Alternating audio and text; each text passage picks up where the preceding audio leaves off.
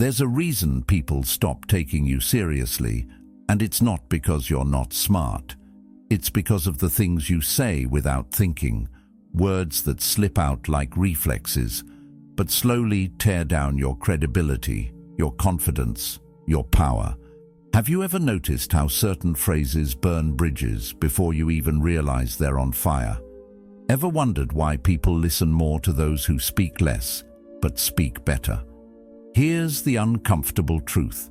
You might be sabotaging yourself every single day with words that feel normal, but signal weakness, fear, or a closed mind.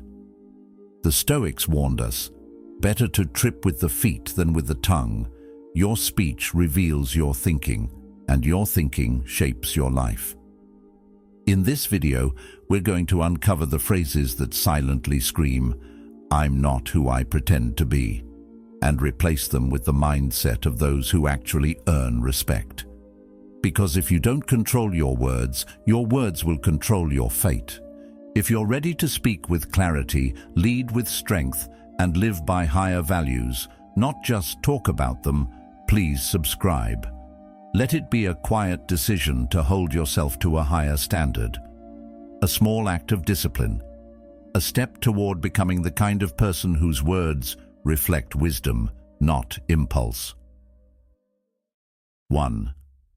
I already know that.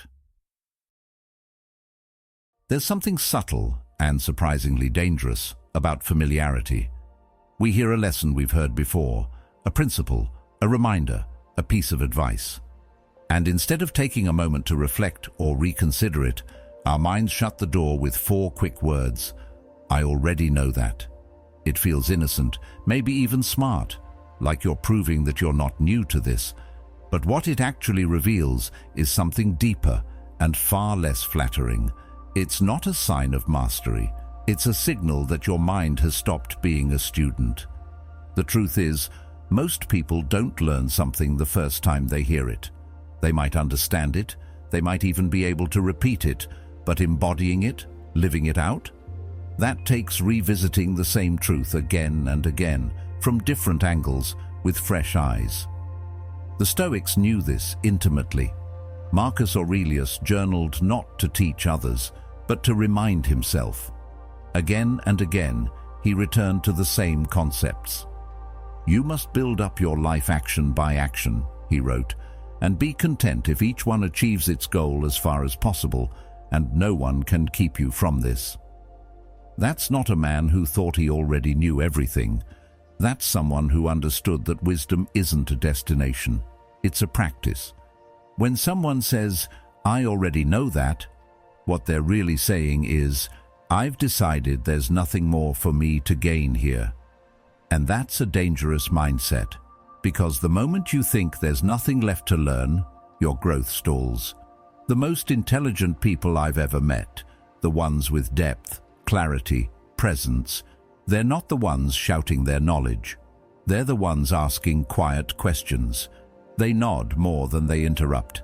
They're still students. They're still listening, because they understand that truth often shows up wrapped in repetition. Carl Jung once said, "You are what you do, not what you say you'll do." That includes what you say to yourself. When you brush off an idea because you've heard it before, you're not just avoiding information, you're avoiding transformation. And that transformation doesn't happen in the first hearing. It happens the 5th time, the 10th, the 100th, but only if your mind stays open long enough to let it in. Think back to the last time someone tried to offer you advice. Maybe a mentor, maybe a parent, maybe someone you didn't even respect that much. And you cut them off, mentally or verbally, with, yeah, I know. How much did you really know? Did you know it deeply enough to live it when things got hard? Or did you just know it in theory, the way we all know we should sleep more and drink water, but still don't do it consistently? Intellectual awareness isn't the same as lived understanding. Epictetus taught that philosophy is not just something to talk about, it's something to train in, like you would train for a sport or war. Don't explain your philosophy, embody it, he said. That means you don't graduate from the fundamentals, You don't outgrow the basics. You return to them again and again, because real mastery means owning the simplest things at the deepest level. I once watched a senior software engineer sit quietly while a junior team member explained a feature he had probably built 100 times. The younger guy was nervous, over-explaining, and halfway through, he paused and said, "You probably already know this." The senior engineer smiled and said, "Maybe, but I want to hear how you see it." That's the kind of humility that makes someone great, not pretending to know everything, but staying open to seeing something familiar in a new light. And here's where psychology backs it up. Our brains are wired to seek efficiency. When we hear something familiar, the brain often skips over it automatically. That's how habits work. But personal growth doesn't come from automation. It comes from attention, from being willing to look closer. Neuroscience calls this cognitive closure, the urge to resolve ambiguity and move on. But that urge, if left unchecked, kills curiosity. And when curiosity dies, so does creativity, resilience, and emotional growth. There's a reason teachers, coaches, and philosophers repeat themselves.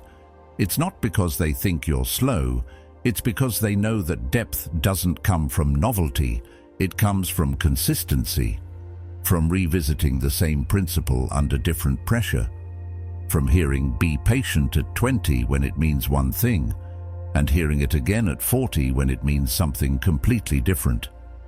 We don't live in the same mental world every day.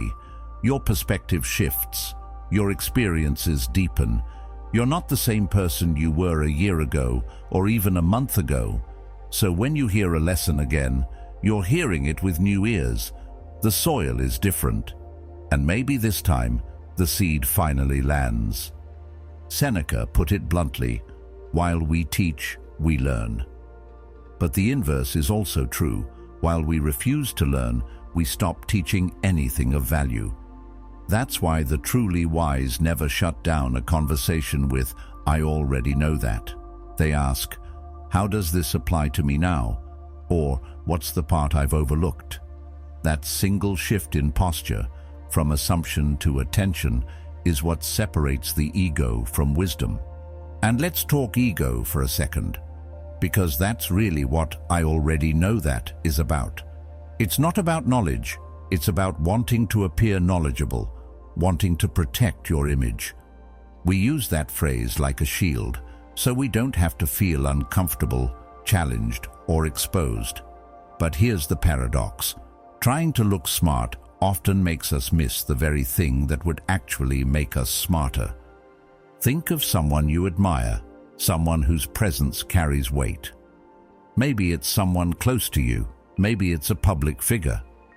I'd bet that what you respect most about them isn't their ability to dominate conversations, but their ability to listen, to learn, to stay grounded. Intelligence isn't just in what we say, it's in what we choose not to say. The restraint, the humility, the willingness to revisit something simple and dig deeper into it over time until it becomes part of who we are. And that's the challenge I want to offer you. The next time you feel that urge to shut down a conversation with, "I already know that," pause. Ask yourself instead, what angle am I missing? Or, what would I hear if I listened like it was the first time? You don't need to prove anything. The people worth listening to aren't impressed by how much you know. They're drawn to how open you are to knowing more. This mindset shift doesn't just help you grow, it changes your relationships.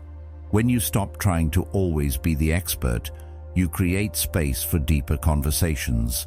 You invite insight. You show respect. And over time, that makes you someone others respect more because you're clearly still growing. Remember, wisdom isn't loud. It's quiet. It's not in showing off what you've learned. It's in staying humble enough to learn more.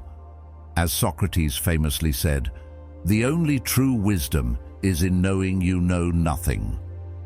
Now that's a phrase worth repeating. not to sound smart, but to stay wise. 2. That's impossible.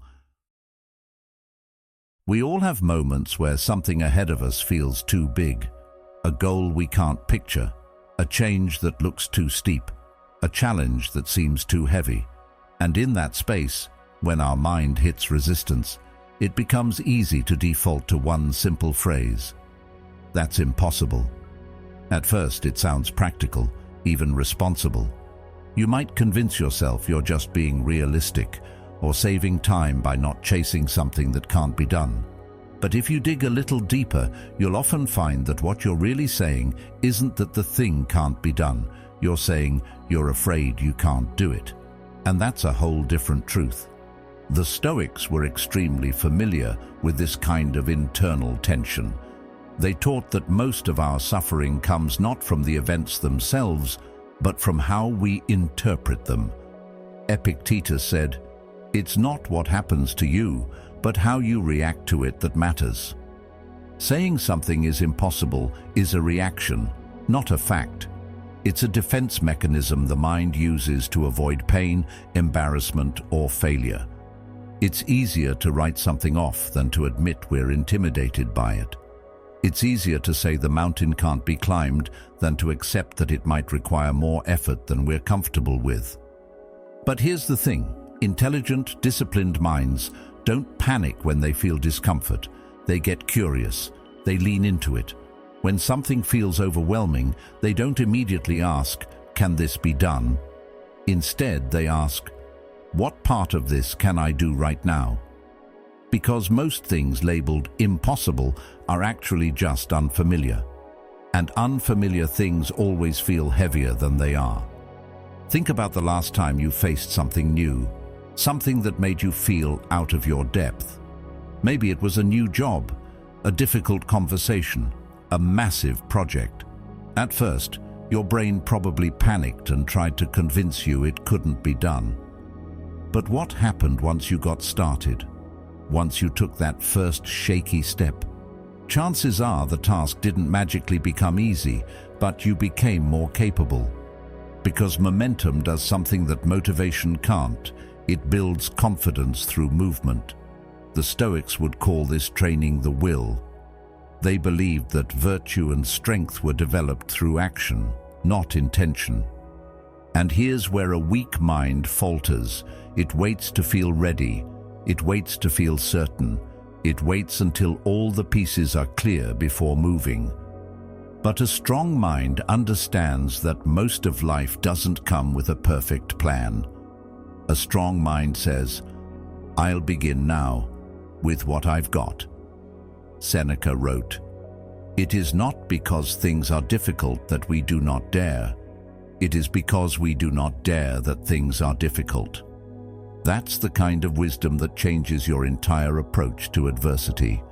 Let's get brutally honest for a second. The phrase "that's impossible" has more to do with fear than fact. It often means, "I don't want to try and fail," or "I'm afraid of being seen trying and not getting it right." But that fear wears a mask, and the mask looks like logic. It looks like playing it safe. But it's not logic. It's limitation. And we live in a culture that's trained us to believe that safety is the goal, that staying in your comfort zone means you're being wise. But the Stoics weren't interested in comfort. They were interested in freedom. And freedom comes from confronting your own limitations, not obeying them. When you hear yourself say, "That's impossible," you're often standing right at the doorway of your own growth. The mind throws that phrase out as a last-ditch attempt to protect you from discomfort. But on the other side of that discomfort is where everything worth having lives: progress, confidence, peace. You don't get those things by avoiding challenges. You get them by outgrowing the fear that labels those challenges as impossible. Psychologically, this is tied to what's known as learned helplessness. It's when a person believes they have no control, so they stop trying. They become passive. They surrender before even making a move. But intelligent people challenge that reflex. They remember that control isn't about fixing the entire situation. It's about taking ownership of something, even one small action. That shift alone rewires your sense of agency. Here's something worth sitting with. Most of the time, when we declare something impossible, we're actually just overwhelmed by the whole picture. We see the 10 steps ahead and panic. But you don't need to solve the entire puzzle today. You just need to find the next piece. The mind can handle one step. It's the idea of the full journey that shuts people down. But the Stoic mind understands this and practices breaking things into pieces. They do what Marcus Aurelius advised. Don't let your imagination be crushed by life as a whole. Instead, stick with the situation at hand. Let's use a real-world example. Think about someone who wants to change their career path. Maybe they've worked in one industry for a decade and want to try something totally different. To them, that leap feels impossible. They don't know where to start. They worry they're too late, too inexperienced. So they label the whole idea impossible and stay where they are. But a stronger mind would say, okay, what's one small action I can take this week? Maybe it's reading a book on the new field. Maybe it's reaching out to someone for a conversation. Maybe it's taking an online course. These aren't glamorous moves, but they're real, and they create motion. And motion dissolves fear. If you start treating the word impossible as a red flag, an internal signal that fear is trying to speak for you, you'll start catching yourself. You'll notice how often that word comes up when you're scared to stretch. And over time, you'll build a new pattern. One that doesn't shut down when things feel big. One that leans in and asks, what's possible right now? Because almost everything becomes possible when you break it down into manageable parts. Strong minds rewrite their narrative. They don't wait for someone to tell them what's possible. They decide for themselves, based on effort, not fear. They don't rely on proof before they move. They become the proof by moving. That's the Stoic way. Grounded, focused, resilient. Not flashy, not motivational hype. Just steady, quiet strength. So here's your challenge. The next time something feels impossible, don't say it. Don't label it. Break it down. Shrink the picture. Ask yourself, what's one thing I can do today to move a half step forward? Not because you know it'll work, but because doing something is always better than doing nothing. That's how strong minds win, not in giant leaps, but in quiet, consistent effort that adds up when nobody's watching. And if you can build that habit of catching yourself in the impossible moment and replacing it with a question instead of a statement, you will start to experience life completely differently. You'll face challenges with clarity, not chaos. You'll meet uncertainty with presence, not panic. And more than anything else, you'll stop being someone who gives fear the final say. 3. That's not my fault. There's a strange comfort in pointing the finger. When something goes wrong, whether it's at work, in a relationship, or even in the privacy of your own thoughts, blaming someone or something else gives instant relief. It tells your ego, you're safe. You didn't mess up. This isn't your fault. And on the surface, that sounds fine. It feels like you're protecting yourself. But here's the hidden cost. Every time you push away responsibility, you give away your power. You surrender your ability to change the outcome. And slowly, almost without noticing, you train yourself to stay stuck. The Stoics would have seen this for exactly what it is, a trap. Marcus Aurelius reminded himself often that we don't control everything, but we do control how we respond. You have power over your mind, he wrote, not outside events. Realize this, and you will find strength. That means the wise don't waste time asking, whose fault is this? They ask, what can I do about it? They shift their focus away from fault and toward function. because finger-pointing never fixed a problem and blame never made anyone wiser. But this isn't about taking on guilt or beating yourself up. That's a misunderstanding. What we're talking about is ownership, responsibility. The mindset that says, even if I didn't cause this, I still have a role to play in how it ends. That's not just wisdom, that's freedom. Because the moment you accept even a small part of the problem, you regain the power to be part of the solution. Think about this. How often have you heard someone say, "That wasn't my fault," in a moment of stress or pressure? It's like a shield. But the shield blocks more than blame. It blocks growth. It stops them from reflecting, from adapting, from learning. In real life, the "not my fault" mindset shows up everywhere. The employee who misses a deadline and blames their manager's poor instructions. The partner who lashes out and blames the other for pushing their buttons. The person who never starts their dream project because they didn't get the right support growing up. And listen, there may be truth in all of those excuses. Maybe the instructions were unclear. Maybe someone did provoke you. Maybe you didn't get support. But the deeper truth is this: none of those things are within your control anymore, and clinging to them only delays your growth. That's why intelligent, grounded people don't spend much time defending their position. They spend time improving it. They ask the hard questions. Could I have communicated better? Did I react from emotion instead of clarity? What would the highest version of me have done differently? Questions like these don't feel as comfortable as blaming others, but they build something in you. They make you more capable, more aware, and over time, more respected. In Stoicism, this kind of self-examination was part of daily life.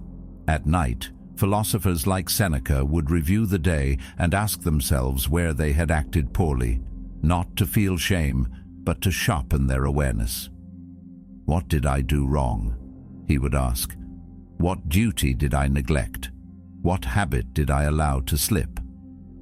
This wasn't self-criticism, it was self-leadership. He wasn't interested in who else messed up, only in how he could improve. And that's a powerful standard to live by, because once you accept that you have agency, even in difficult situations, you stop waiting for other people to fix things. You stop expecting perfect conditions. You begin working with what's in front of you, and that habit creates momentum. It makes you reliable. It earns the respect of those around you, not because you never make mistakes, but because you own them.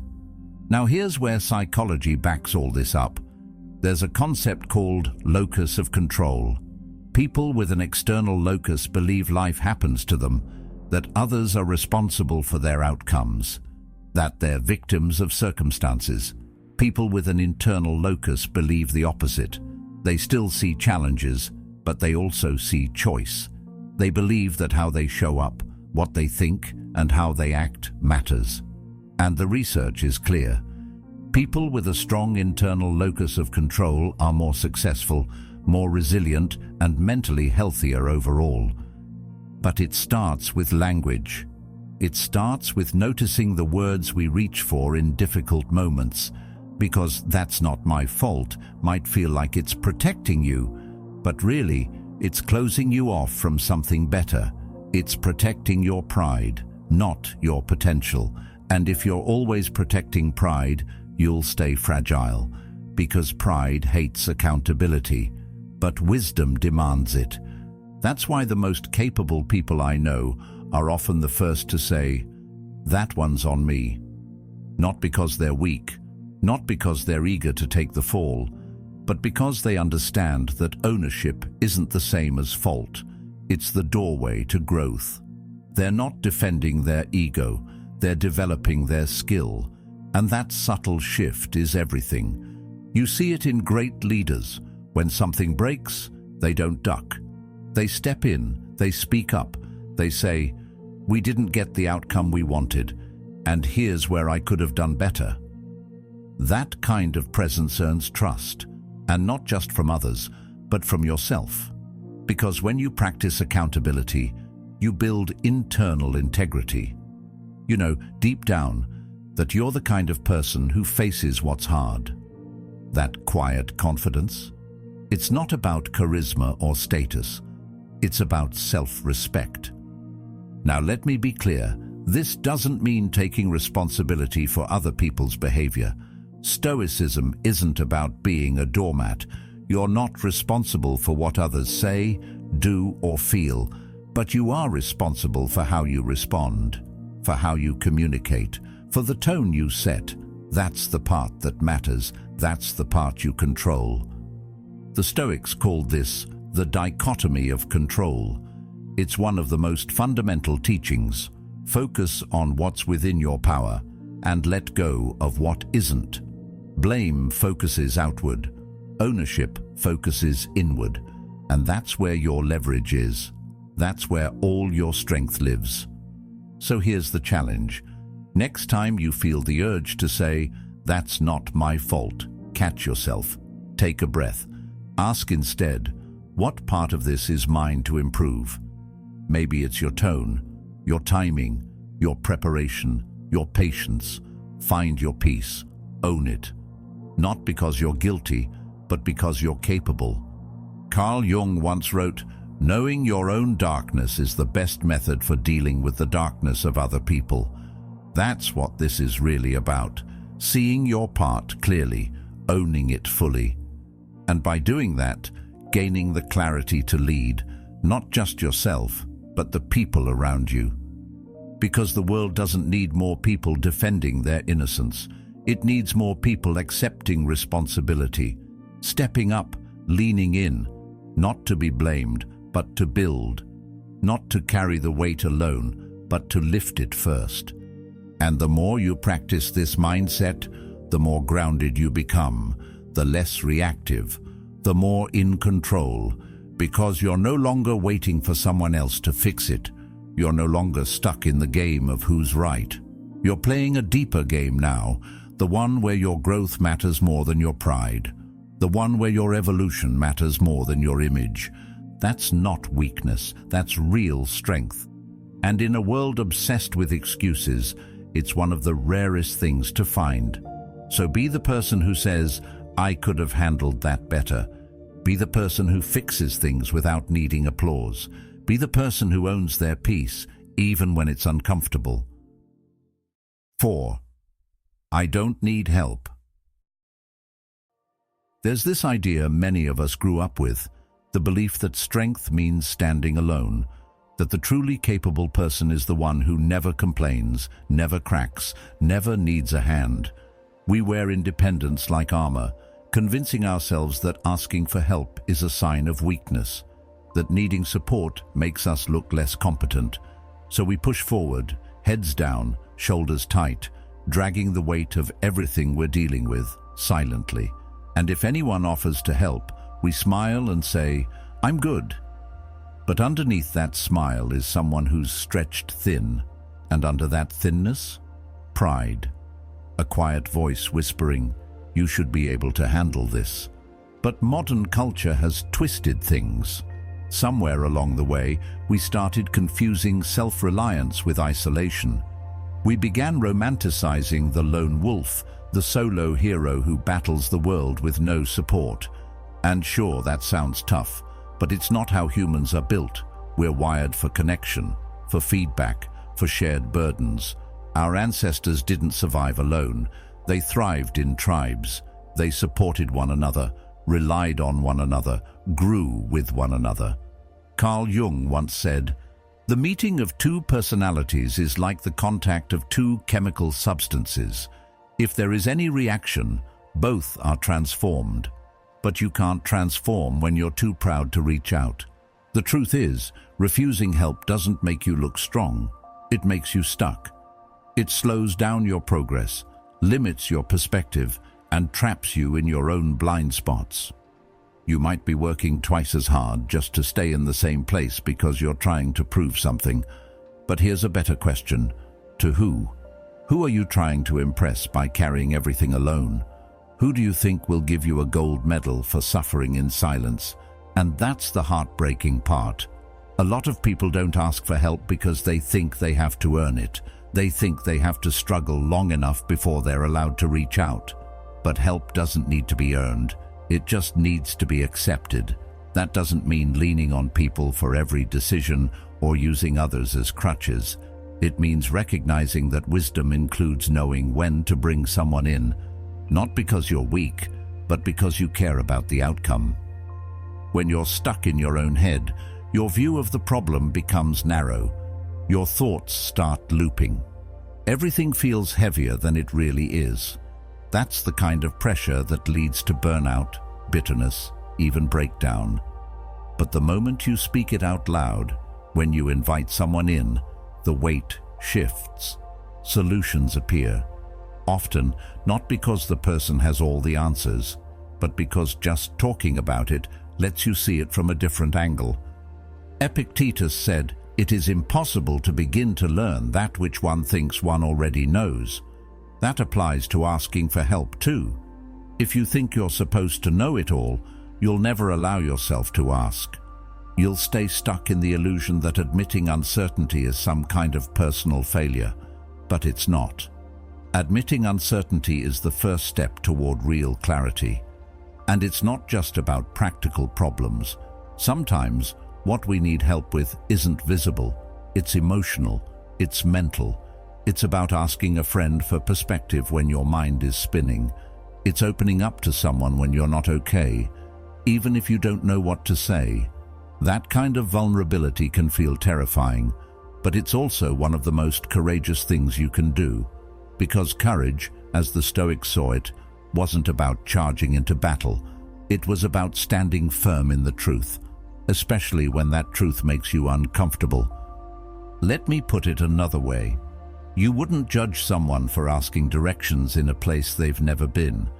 So why judge yourself for needing guidance in a difficult season of life?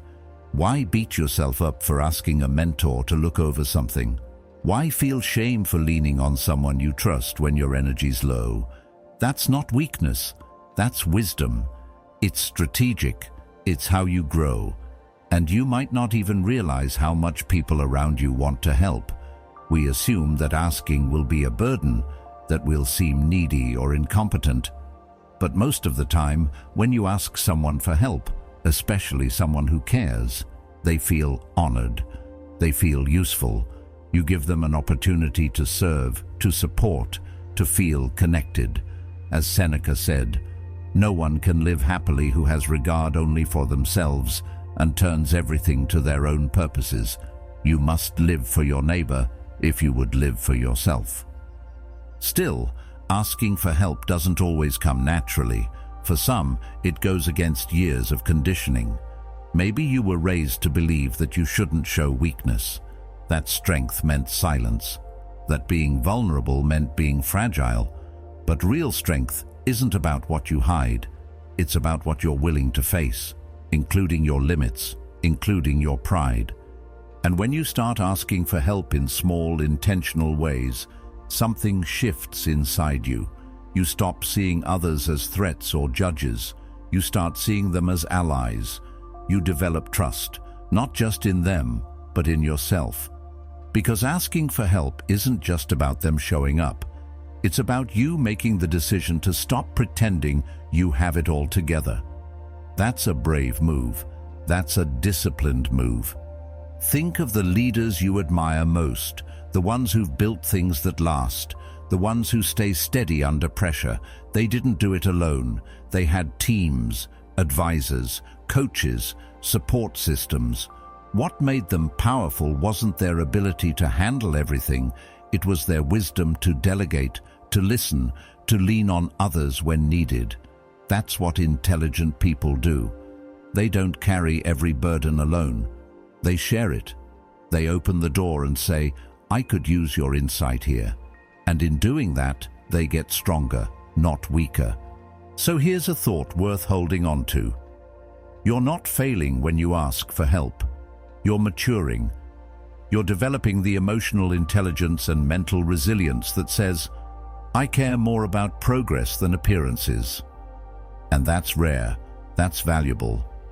Carl Jung said, "Loneliness does not come from having no people around you, but from being unable to communicate the things that seem important to you." That hits hard, because it's not the lack of people, it's the lack of openness that isolates us. You can be surrounded and still feel alone if you never let anyone see what's real. So maybe this is your moment to stop doing it all on your own. Maybe this is the sign you didn't know you needed. If there's one thing you've been carrying alone lately, one decision you've been overthinking, one task that's been sitting on your shoulders like a weight, this is your challenge. This week, ask for help with it. Just one thing. Doesn't matter how small. Make it a habit. Make it a principle. Watch how things start to move. Watch how your energy shifts. Watch how the world opens up a little more when you stop trying to prove something and start trying to build something with others. 5. I'm too old for that. There's a moment that hits everyone eventually. You hear about someone starting something new, launching a business, writing a book, learning an instrument, moving to a new city, and your first thought isn't admiration. It's resistance. You say to yourself, "Good for them, but it's too late for me." Maybe you don't say it out loud. Maybe it just floats quietly in the background, a whisper that feels rational. I'm too old for that now. And it seems like wisdom, like maturity, like acceptance. But really, it's resignation wrapped in logic. It's fear pretending to be self-awareness. This idea that there's an expiration date on learning, on changing, on chasing something meaningful, is one of the most dangerous lies we tell ourselves. It's not usually loud, it's quiet, subtle. It hides behind jokes like, "That ship's sailed," or "I'm past my prime." But underneath those lines is a belief that your best years are already behind you, that growth has a deadline. And once you believe that, you start shrinking into the version of yourself that feels safe, predictable, static. But here's the truth. Your body ages, yes, but your mind doesn't run on the same clock. Your ability to evolve, to create, to stretch into something new, that never leaves you. It only gets quieter when you stop feeding it. The Stoics never measured value by youth or speed. They measured it by wisdom, by action, by how much you aligned your choices with your principles. Seneca said, "As long as you live, keep learning how to live." That wasn't a metaphor. That was instruction, a mindset. The idea that your life remains a work in progress, not something you finished building at 30 or 40 or even 70. As long as you're breathing, you're still shaping the legacy of who you are. Now, let's be clear, saying, "I'm too old for that," doesn't always sound like defeat. Sometimes it sounds reasonable. You tell yourself, "I've missed the window," or "People my age don't do that kind of thing." But what you're really doing is protecting yourself from risk. You're avoiding the possibility of failure, of discomfort, of starting as a beginner again. And while that's understandable, it's also limiting. It's like locking yourself in a room just because the hallway looks unfamiliar. We all crave certainty, familiar routines, predictable outcomes. And the older we get, the more tempting it becomes to stick to what we know. But familiarity is not the same as fulfillment. Routine is not the same as purpose. There are people decades younger than you who already feel stuck, already feel finished, because the issue has never been age. It's always been mindset. I once heard a story about a man named Harry Bernstein. He spent his whole life working regular jobs, raising a family, living quietly. He didn't write his first book until he was 93 years old. He called it The Invisible Wall, and it was a memoir about growing up in a divided English town. He was 96 when it was finally published, and you know what? It was a success. He went on to write 3 more books. He didn't let the number on his birth certificate define the size of his ambition. He didn't fall for the lie that old meant done. He had something to say, and he found the courage to say it even when the world expected him to stay quiet. That's what strong people do. They challenge their own expiration dates. They say, maybe I haven't done this yet, but that doesn't mean I can't start now. They ask better questions, not, am I too old? But what would my life look like if I still said yes to possibility? And it doesn't have to be something massive. Maybe there's a hobby you used to love that you haven't touched in years, a language you wanted to learn, a skill you set aside, a dream you packed away quietly because life got busy, and then you just told yourself it was too late. It's not. The door might look smaller now, but it's not closed. You just have to walk through it on purpose. Psychologically, this idea of being too old is tied to what's called self-limiting beliefs. It's when your brain decides to protect you from discomfort by convincing you not to try. You tell yourself you're too old, not because it's true, but because it spares you the fear of starting from scratch. But that belief builds walls around your potential. And over time, those walls become your identity. The good news? They're imaginary, and you can tear them down with one new action. Here's the paradox. The people who say, I'm too old, are often the ones who've lived enough to be great at whatever they want to pursue. They've got the patience, the insight, the resilience, the experience, everything they need, except the belief that it still matters, that they still matter. And if you're hearing this and thinking, yeah, but I've tried before and it didn't work, remember this. Failing when you're younger doesn't mean you'll fail again. In fact, you might be more equipped now, wiser, more grounded, less distracted by ego.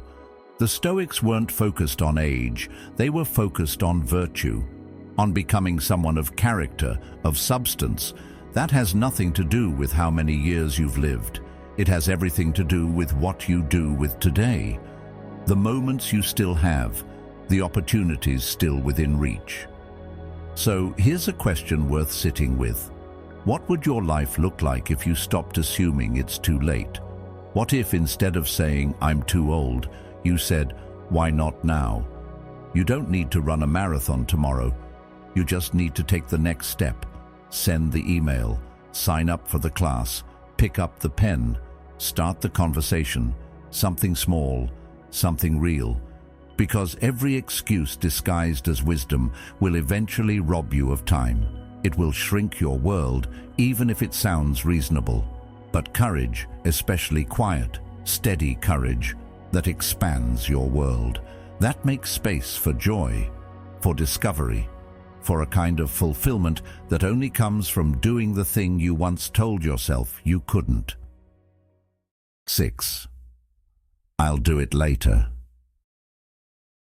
We've all said it. That one phrase that feels like a safety net, like you're being responsible, like you're just waiting for the right moment to show up. I'll do it later. On the surface, it sounds harmless, like a temporary pause, a promise to yourself that you'll circle back around. But let's be honest. How often does later actually come? Not the idealized, productive version of later, the real one. The one where you're tired, distracted, pulled in 10 different directions. The one where something else feels more urgent, more comfortable, more familiar. That version of later is where most dreams quietly die. The Stoics understood this better than anyone. They weren't obsessed with time in the way we are today, with calendars and apps and productivity hacks. They were obsessed with life, with presence, with the deep truth that you don't own the next hour, let alone tomorrow. Marcus Aurelius used to remind himself, you could leave life right now. Let that determine what you do and say and think. Not to scare himself, but to focus, to avoid the trap of delay. Because every moment you postpone what matters, you're gambling with something you can't get back. The real danger of "I'll do it later" isn't that you'll never get around to it. It's that you'll start believing you have unlimited time, that you'll always have the chance to say what needs to be said, to start what you've been avoiding, to fix what's been breaking slowly. You start living like life owes you more time. But it doesn't. Time is indifferent. It keeps moving whether you use it well or not. There's a strange comfort in procrastination. It feels like control, like you're choosing your timing, but most of the time it's not control, it's fear. Fear of failure, fear of discomfort, fear of not being ready. So we tell ourselves we'll do it later, when we feel more confident, more prepared, more sure. But here's the paradox. The only way to become confident is to start without it. The only way to get ready is to move before you feel ready. That's where real growth happens, not in planning, but in motion. Seneca once wrote, "While we wait for life, life passes." It's a sobering thought, because we all have those things, calls we haven't made, decisions we've delayed, projects we've let gather dust. And at first, it feels like they're just sitting there, waiting patiently. But they're not. They're slowly becoming heavier, more complicated, more distant. What could have taken 10 minutes yesterday now feels like a mountain today. That's the cost of delay. Momentum fades. And once momentum dies, inertia takes over. You start to normalize inaction. Let's take something simple, like sending an important message. You think about it today, decide it's not the right moment, and tell yourself you'll do it tomorrow. But tomorrow brings new distractions, and the day after that, you forget. A week passes, then 2. And suddenly, the message that could have been sent in under a minute becomes something you now feel awkward about. The opportunity has shifted, the moment passed, and all you're left with is a quiet feeling that you missed something small but meaningful. And this applies to much bigger things too. Maybe you've been putting off working on your health, starting that side project, repairing a strained relationship, or setting boundaries that protect your peace. Each time you push it to later, it doesn't just stay frozen. It drifts. It fades. Eventually it moves far enough away that you stop seeing it as possible. That's how people end up living lives they never meant to settle for. Not because they made one huge mistake, but because they made 1,000 tiny delays. But here's the truth. The only thing standing between you and the life you want isn't time. It's permission. The permission you keep postponing. The permission to begin, even when the circumstances aren't perfect. The Stoics didn't believe in waiting for ideal conditions. They believed in acting with what you had now. Marcus Aurelius said, "Just that you do the right thing, the rest doesn't matter." And sometimes the right thing is just taking the first step, even if it's messy, even if it's small. Psychologists talk about something called the intention-action gap. It's the space between knowing what you need to do and actually doing it. And that gap is often filled with excuses that sound rational. I'm too tired. It's not the right time. I need to do more research first. But the real reason is usually emotional. It's resistance. And resistance doesn't care about your logic. It only dissolves when you act. So how do you break it? You lower the bar. You stop trying to do the whole thing and instead ask, what can I do in 5 minutes? Can I outline the first paragraph? Can I write one sentence? Can I make the call and leave a voicemail? Can I set a timer and clean one drawer? That's how you win. Not by overhauling everything, but by starting something you can't talk yourself out of. Carl Jung also said, "Until you make the unconscious conscious, it will direct your life and you will call it fate." That includes habits like procrastination. If you don't examine the patterns behind your delays, you'll keep thinking life just happens this way. But it doesn't. Life happens how you choose to engage with it. Every moment you decide to move, even slightly, you rewrite the story. And no, this isn't about being constantly productive. It's not about hustle or perfectionism. It's about presence, about showing up for what matters, because the things you delay often are the things that matter most. That's why they feel so uncomfortable. They carry weight, emotional weight, but ignoring that weight doesn't make it go away. It just makes you feel more burdened over time. There's a reason so many Stoic practices involve reflection. They'd start or end their day by asking, what did I do? What did I avoid? What can I face better tomorrow? It wasn't about guilt, it was about course correction. A daily reminder not to let the important things slip through the cracks. And they didn't wait to feel inspired. They acted on principle. So let this be your moment to stop waiting, to stop saying later like it's a promise, and start treating it like a decision. Because you don't need to finish everything today, but you do need to start something. And when you do, something amazing happens. You prove to yourself that motion is possible, that discipline is still there, that you're not at the mercy of distraction or fear or fatigue. You're capable of showing up. Here's a challenge worth accepting.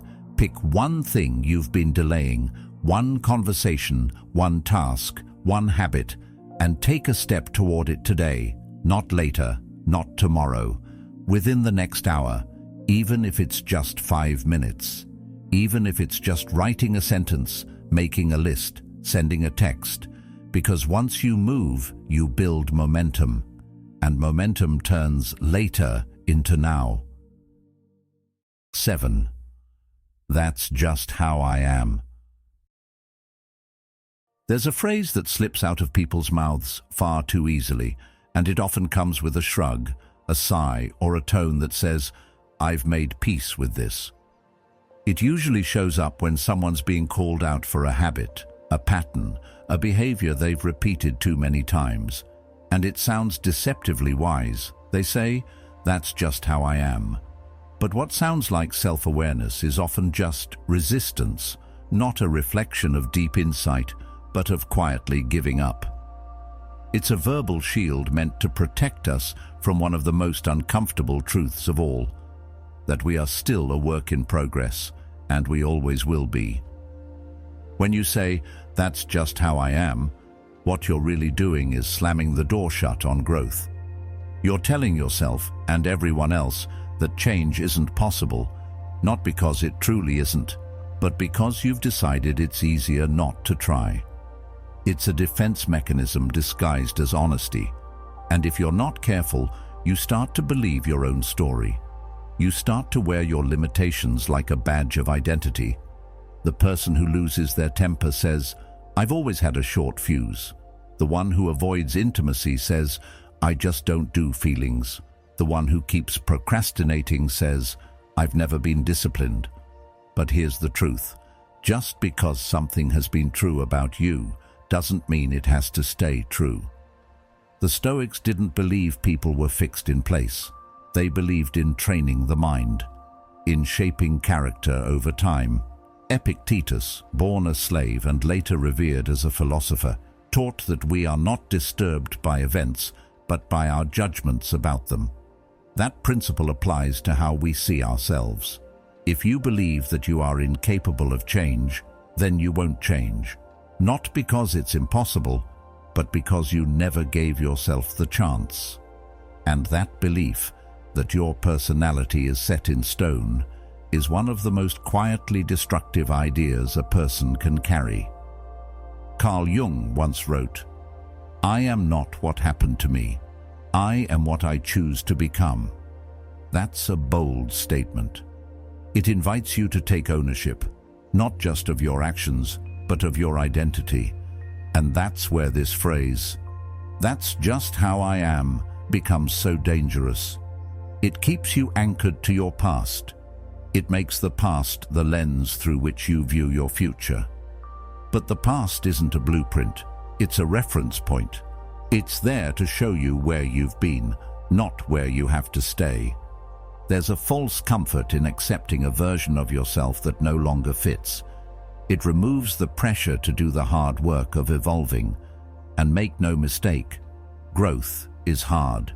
It requires reflection, discomfort, vulnerability. It means admitting that maybe the way you've always done things isn't working anymore. That takes courage. The Stoics called this courage fortitude, a strength that isn't loud or showy, but steady, persistent, willing to face the truth, even when it's painful. When someone says, "That's just how I am," they often believe they're protecting themselves from judgment, but what they're really doing is hiding. Hiding from the work, hiding from responsibility, hiding from the possibility of becoming someone better. Because becoming better means being honest about where you're falling short. It means admitting that your comfort zone is also your cage. Let's look at this from a psychological angle. There's a concept called fixed mindset versus growth mindset. A fixed mindset believes abilities, traits, and intelligence are static. A growth mindset believes they can be developed. Guess which one leads to resilience, success, deeper relationships, and a more fulfilling life? Every study points in the same direction. The people who grow are the people who believe they can. Belief precedes transformation. Socrates once said, "The unexamined life is not worth living." That doesn't mean life has no value if you don't reflect. It means you won't realize that value. You won't extract the wisdom, the insight, the transformation that comes from examining how you operate, why you do what you do, who you've been, and who you might still become. You are not your patterns. You are not your mistakes. You are not your childhood. You are not your trauma. Those things shaped you, yes, but they don't have to define you. Every day, you wake up with the ability to act differently, to speak more kindly, to listen more fully, to build a new habit, to challenge an old one, to reshape the path you're on. But none of that happens if you hold on tightly to the idea that this is just who I am. It's ironic, isn't it? People fight so hard to defend their identity, even when that identity is holding them back. We cling to our flaws like they're part of our DNA. But the truth is, most of the things we consider just who I am are choices we've made so often, they feel automatic. They feel permanent, but they're not. They're patterns, and patterns can be broken. And no, change isn't instant. It's not about waking up one day and becoming an entirely new person. It's about making small, consistent decisions that align with the person you want to be. The Stoics would remind themselves daily of who they were becoming. They didn't assume they had arrived. They kept the bar high, not in a perfectionist way, but in a purposeful way. They knew that character isn't something you have, it's something you build.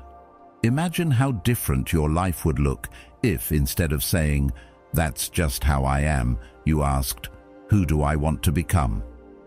That question shifts everything. It turns your focus forward. It invites possibility. It tells your brain, "We're not done here."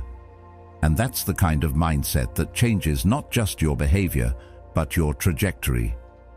The people who live with purpose, the ones who grow, who evolve, who live lives they're proud of, are rarely the ones who got everything right from the start. They're the ones who didn't let a version of themselves become a prison. They questioned their habits. They listened to feedback. They adjusted. They apologized. They tried again. And over time they became someone new, not by abandoning who they were, but by refining it. So the next time you catch yourself saying, "That's just how I am," stop. Take a breath. Ask yourself if that version of you still serves the life you're trying to build. Maybe it did once. Maybe it protected you, helped you survive, gave you an identity when you needed one.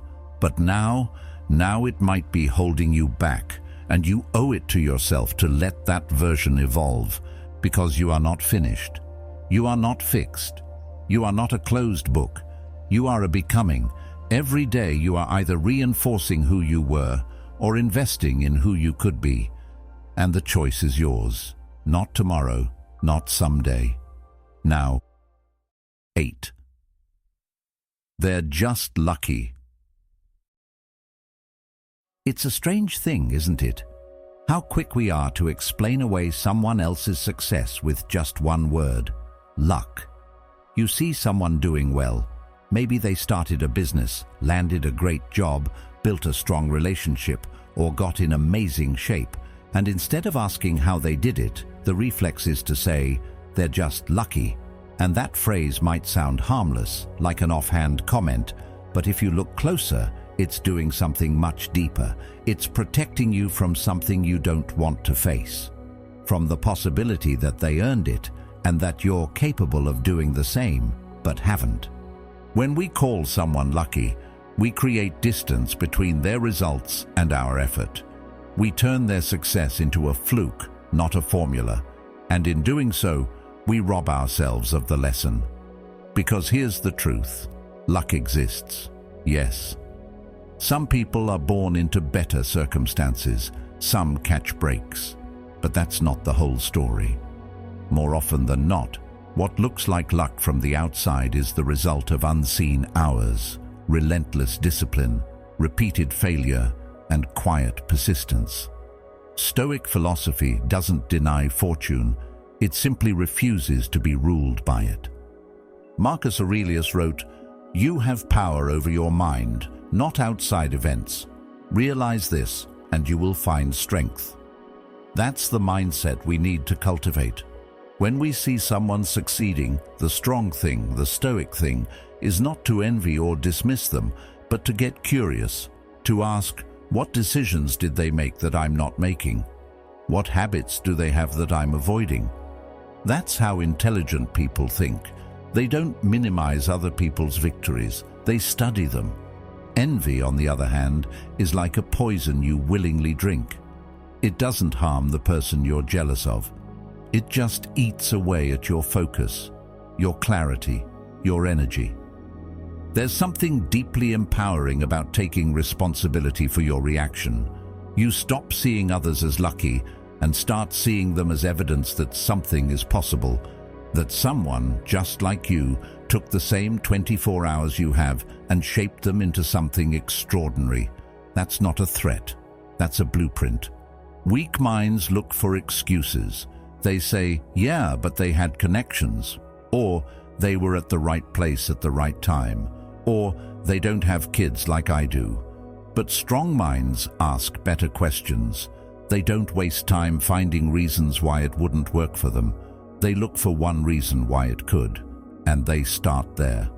Stoicism teaches us to keep our eyes on what we can control, to not be distracted by the noise. When you call someone lucky, what you're really doing is focusing on what they had rather than what they did with it. But here's the thing, every advantage has a limit. Talent burns out, opportunities fade, resources get wasted. What lasts is the inner discipline to use what you've been given with wisdom and effort. And if you really look closely at the people you admire, you'll find something surprising. Most of them didn't feel lucky at all. They felt scared, tired, overwhelmed, just like you. But they kept showing up. They kept pushing forward. And that's what made the difference. That's what the Stoics would call excellence in action. Not perfection, not winning every time, but the willingness to keep moving toward virtue, regardless of the outcome. Seneca wrote, "Luck is what happens when preparation meets opportunity." That's worth repeating, because preparation is on you. You can't control when the door opens, but you can be ready when it does.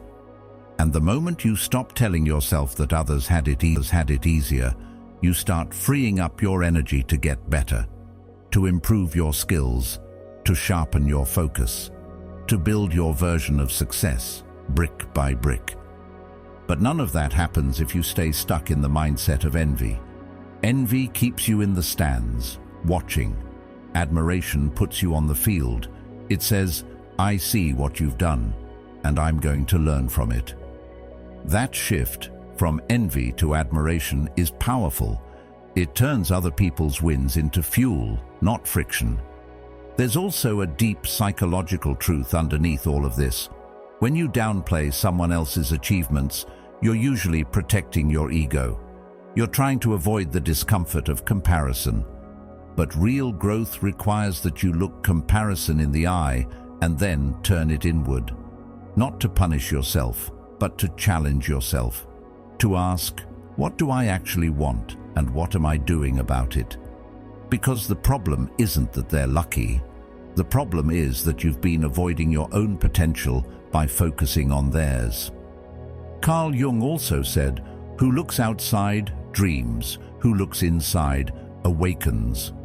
That line hits hard here, because when we're obsessed with what others have, we stay asleep to what we could become. We fall into distraction, into resentment, into false stories about what's possible. But the second you turn inward, really inward, you realize the only thing standing between you and the next level of your life is consistent, directed effort. It's also worth remembering that you don't know what someone had to go through to get where they are.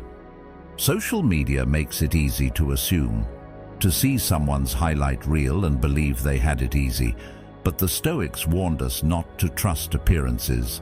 They reminded us that suffering, struggle, and sacrifice are often hidden. So instead of assuming luck, assume complexity, assume humanity. That mindset breeds compassion and wisdom. And that wisdom will serve you, because the more time you spend comparing, the less time you spend creating. The more time you spend resenting, the less time you spend building. Envy makes you passive. Admiration makes you active. And action, even small action, is the antidote to every feeling of inadequacy you've ever had. So the next time you hear yourself saying, "They're just lucky," pause. Interrupt that thought. Ask yourself what they might have done to earn it. Ask what you can learn. Ask how you can apply even one piece of what they've modeled. That's how strong people think. That's how wise people move. Because in the end, success leaves clues. It doesn't have to be mysterious. It doesn't have to belong to other people. It can belong to you too. But only if you're willing to study, to try, to stumble, and to rise again. The Stoic path is not about bitterness. It's about self-mastery. It's about looking at the world honestly, not defensively. It's about trading envy for effort, complaints for clarity, excuses for action. That's the mindset that builds peace. Not the kind of peace that comes from everything going right, but the kind that comes from knowing you've shown up fully for your own life. 9. It's not fair. You don't have to look far to find something that feels unfair. Someone gets a job they didn't earn. Someone gets credit for your work. A person who cuts corners gets ahead while you're playing by the rules. Or maybe you've gone through something harder than anyone around you even knows, and no one sees it.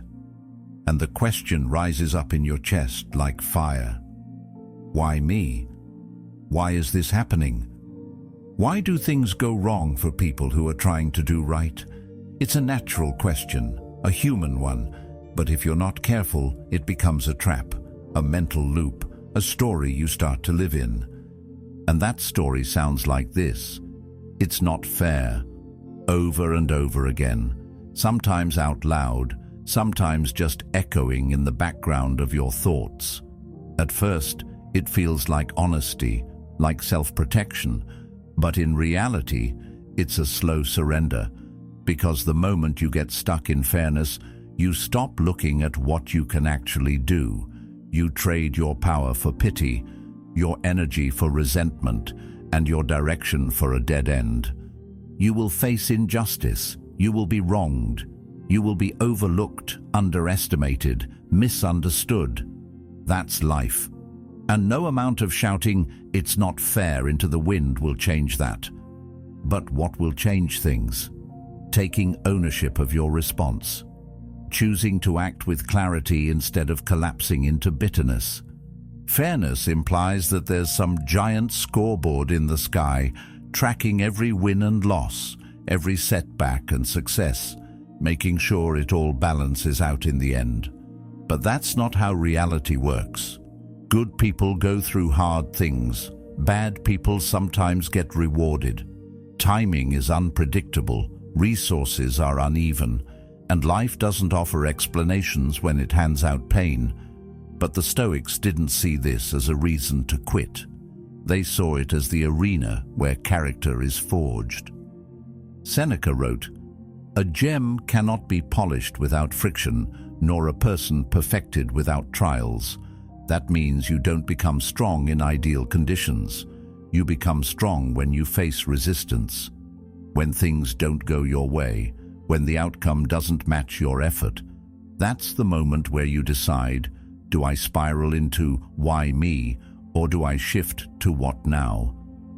The victim mindset is seductive because it offers a story that makes you feel right. You can explain your pain, justify your inaction, gather evidence for why you're stuck. But that story, if you cling to it long enough, will make you smaller. You start seeing the world through a lens of powerlessness, and even when things do go well, you'll still feel unsafe, still waiting for the next unfair blow to land. The Stoics believed that virtue wasn't about outcomes, it was about intention. You don't act with integrity because the world will reward you. You act with integrity even if it doesn't. That's what makes it virtue. It's not transactional, it's foundational. Think of someone you respect deeply, not because they're rich or famous, but because of how they carry themselves. Chances are that person has faced adversity. They've been treated unfairly, and yet they didn't fold. They didn't get bitter. They didn't let the pain of injustice corrupt their behavior. That's not weakness. That's discipline. That's strength of the highest order. Psychologically, staying stuck in "it's not fair" traps you in what's known as an external locus of control. You believe that your life is dictated by forces outside of you, luck, other people, institutions, fate. But people with an internal locus of control believe their choices matter, even when life's unfair, especially when life's unfair.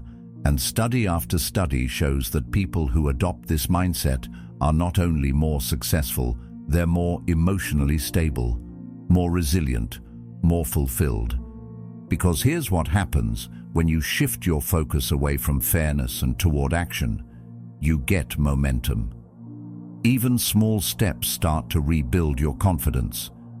You stop comparing your situation to someone else's and start asking, what's possible for me right now with what I have? That question alone is powerful. It shifts you out of complaint and into creativity. Stoicism doesn't teach you to ignore pain. It teaches you to face it with clarity, to feel it, honor it, and then move through it with purpose. That doesn't mean you don't acknowledge injustice, but it means you don't let it define you. You use it. You let it deepen your empathy, sharpen your discipline, strengthen your resolve. And if there's one habit worth building, it's this. When things feel unfair, pause and ask, what now? That simple shift reframes everything. It pulls you out of reactivity and into choice. You may not have chosen what happened, but you always get to choose what happens next.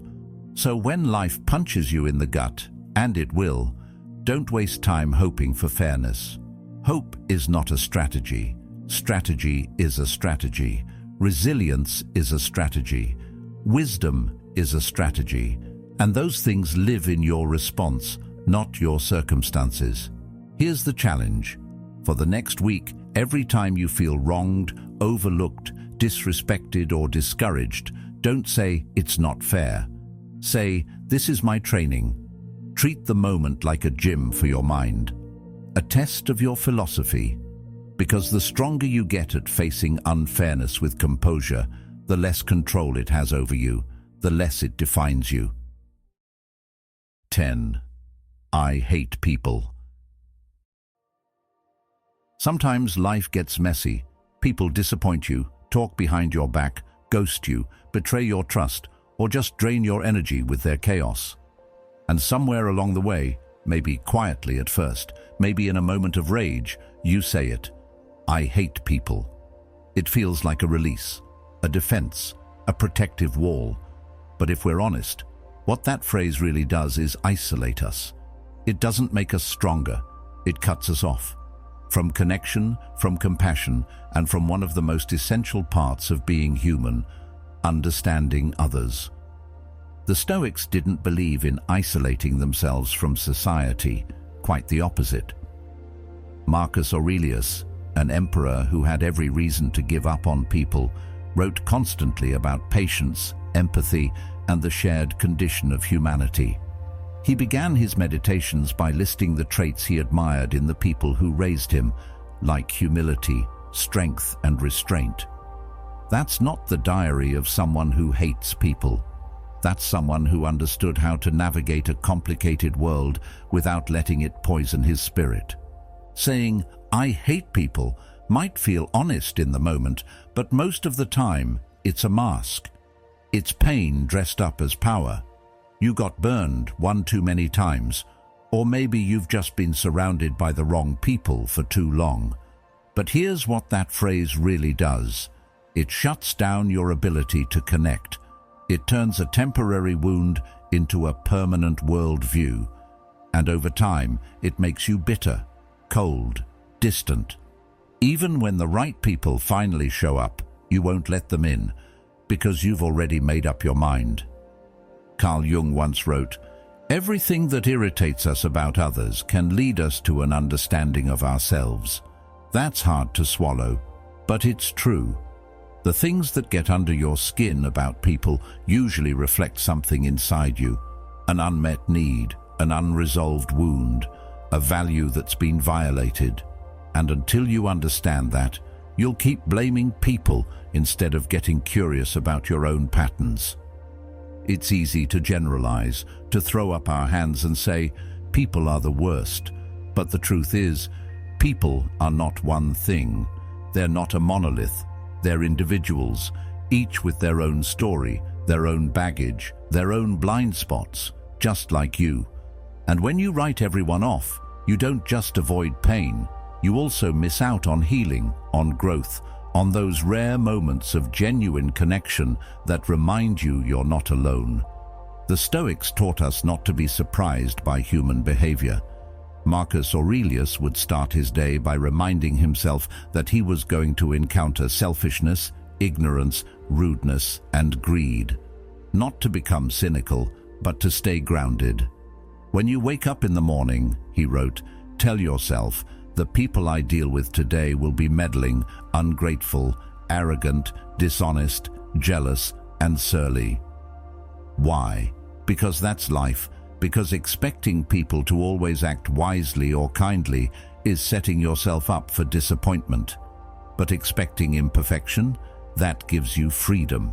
It lets you respond with patience instead of rage, curiosity instead of contempt. And this isn't about tolerating abuse or enabling toxicity. You're allowed to walk away from people who drain you, lie to you, or disrespect your boundaries. The Stoics believed in protecting your peace, but they also believed in facing the world as it is, not as we wish it would be. Saying, "I hate people," is a way of avoiding the complexity of real relationships.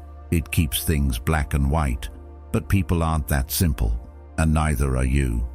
Psychologically, when we disconnect from others, it affects our mental health.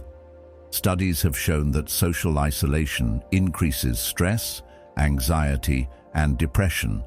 And while it might feel empowering to say you don't need anyone, the reality is we're wired for connection. That doesn't mean you have to be best friends with everyone, but it does mean that compassion, empathy, and understanding are muscles worth exercising. Let's be real. People are hard. They come with egos and insecurities and wounds they haven't healed from. But so do you.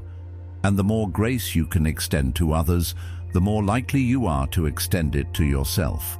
Because when you start labeling the entire world as unworthy of your trust or your kindness, eventually that reflection turns inward.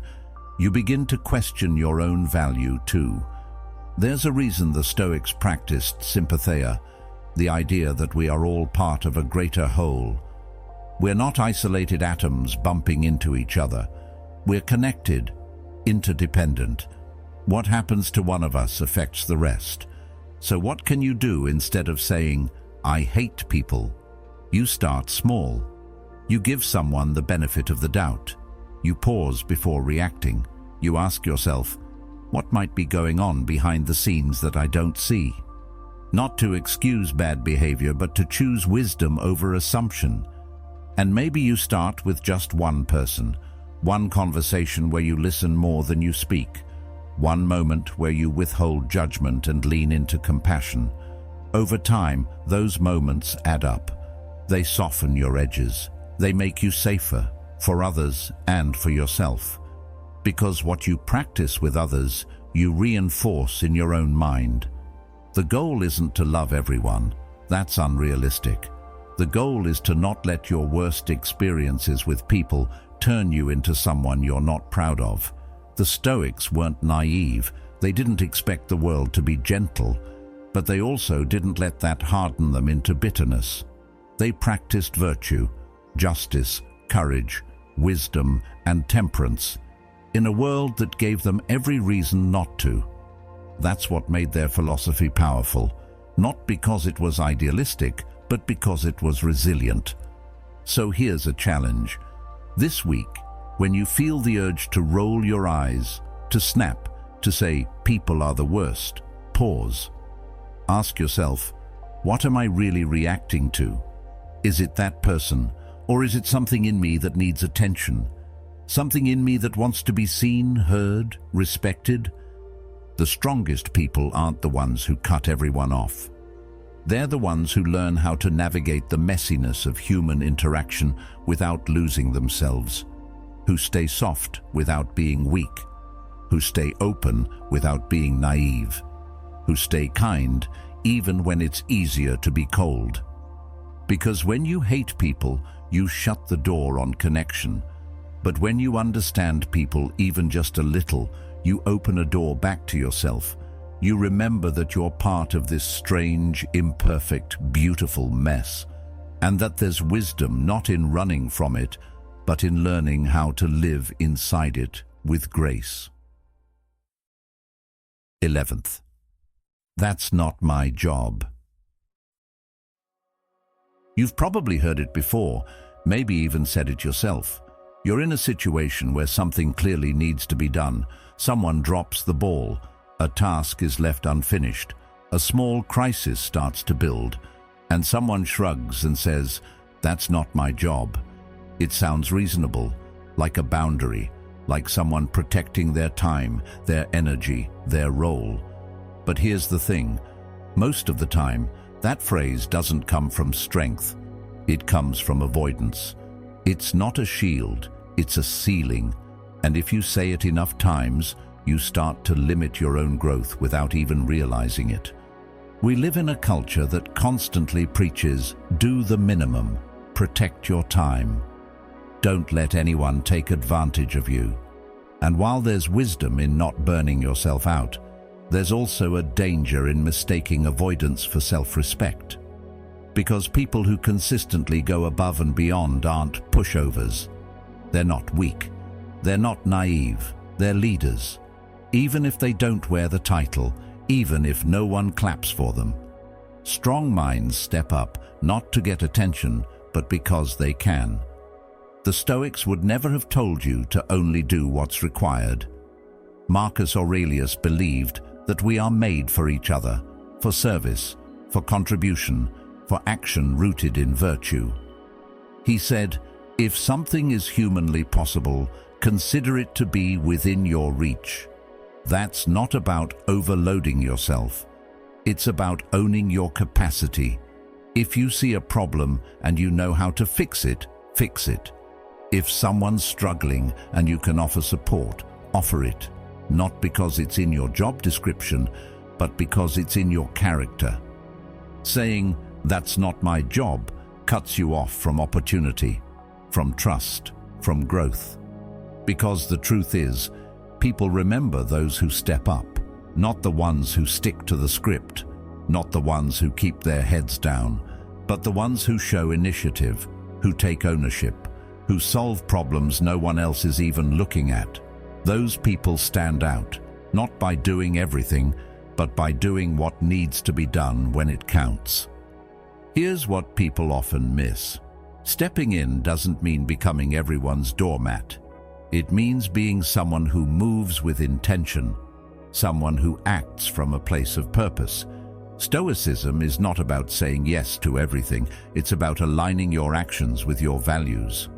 Seneca wrote, "No man was ever wise by chance. Wisdom takes effort. It takes discipline. And discipline often looks like doing the hard thing before being asked."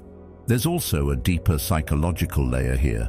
When someone constantly says, "That's not my job," what they're really doing is protecting their ego. They don't want to fail. They don't want to be held accountable for something outside their lane. But here's the paradox. Leaders aren't the people who avoid responsibility. They're the ones who invite it, not recklessly, not for praise, but because they know that responsibility is the road to growth. And this mindset, this way of showing up, it creates something powerful. It builds reputation. People start to trust you. They know you'll take ownership, you'll speak up, you'll act. And over time, that builds influence, not through force, not through ego, but through quiet, consistent integrity. Now let's be honest, it's not always easy to step up, especially when it feels like no one else is doing their part. You might think, why should I do more if they're not? But that's a mindset built on resentment, not leadership. It's also worth noting that most of the biggest opportunities in life don't come labeled as opportunities. They come disguised as problems, gaps, inconveniences, things that are not your job. But when you treat those moments as invitations instead of burdens, everything changes. That's how you build leverage. That's how you grow skills you weren't hired for. That's how you become valuable in ways no one expected. There's a story I once heard about a man who worked in a shipping warehouse. His job was simple: scan, lift, move.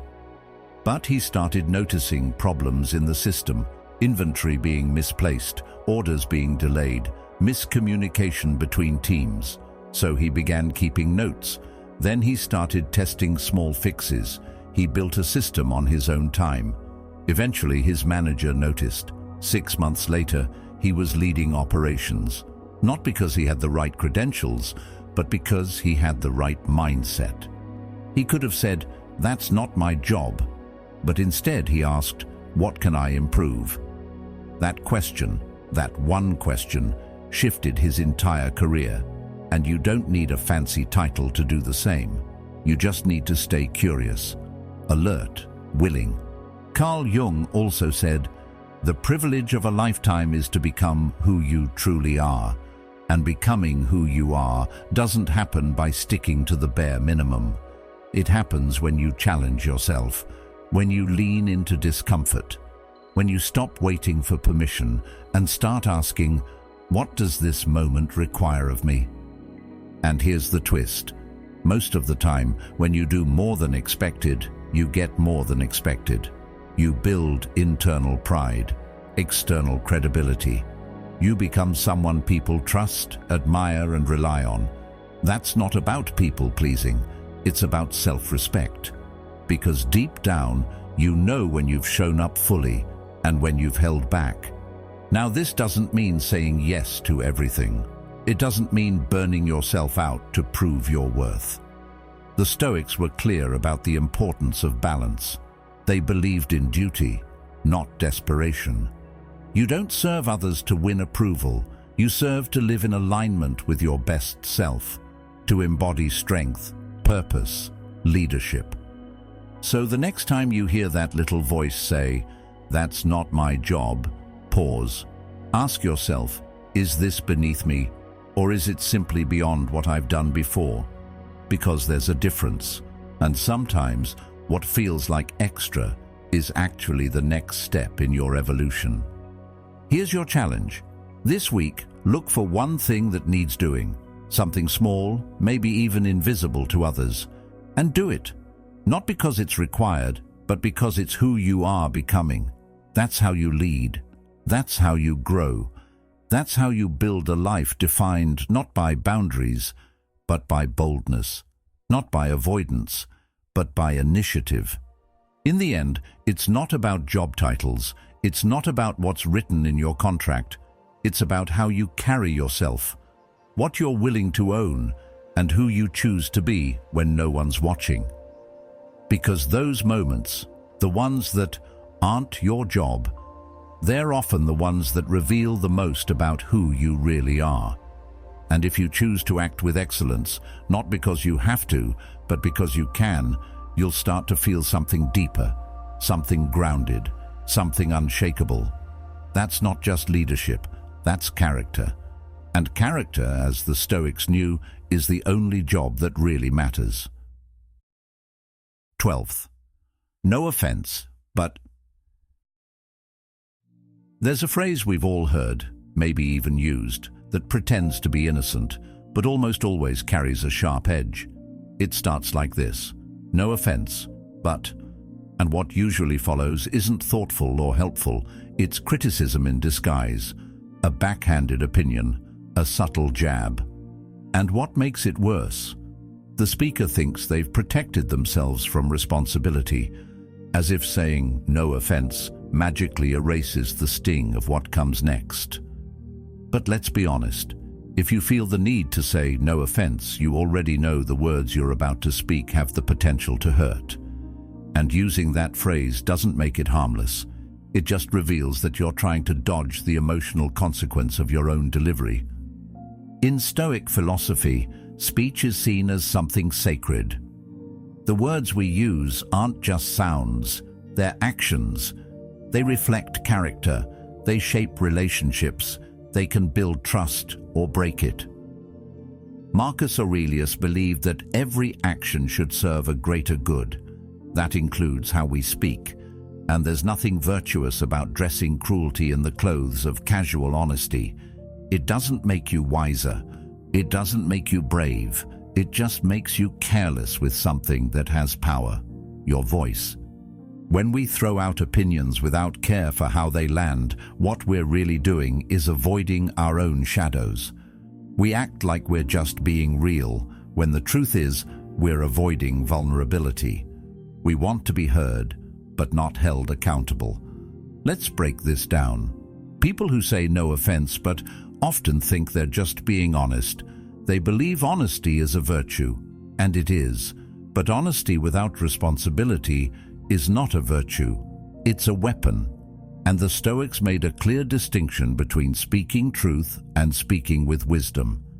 If your goal is to express a truth, do it directly, respectfully, without pretense. Strong minds don't hide behind disclaimers. They speak with clarity and take full ownership of the impact. Because here's the thing, kindness doesn't water down honesty. Kindness strengthens it. It gives it direction. It turns it into something useful instead of destructive. We live in a world that confuses bluntness with strength. People admire those who tell it like it is. But real courage is not in saying whatever pops into your head. Real courage is in saying the truth in a way that others can hear it. That's what separates the wise from the reckless. It's easy to be loud. It's much harder to be clear and compassionate at the same time.